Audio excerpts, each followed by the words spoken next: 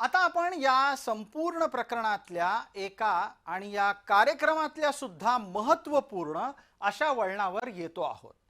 त्या निमित्तानं आम्ही आपल्याला एक खळबळजनक माहिती देतोय। ही माहिती लक्षात घ्या।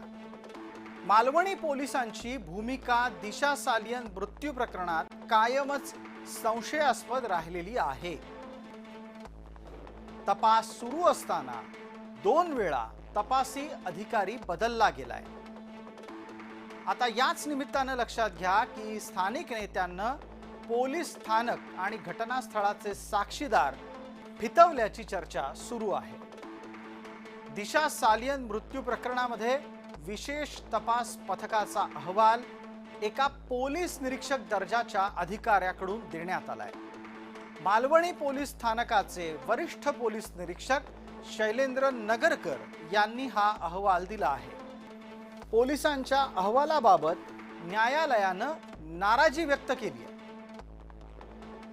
विशेष तपास पथकाचा अहवाल एक वरिष्ठ पोलीस निरीक्षक का देतोय असा सवाल न्यायालयाचा आहे। या आशयामध्ये न्यायालयाकडून नाराजी व्यक्त झाली आहे हे दुर्लक्षून चालणार नाही। इतकंच नाही तर पोलीस अधिकाऱ्याच्या ऐवजी राज्याचा मुख्य सचिव अहवाल का देत नाही असाही प्रश्न न्यायालयाकडून विचारण्यात आलाय।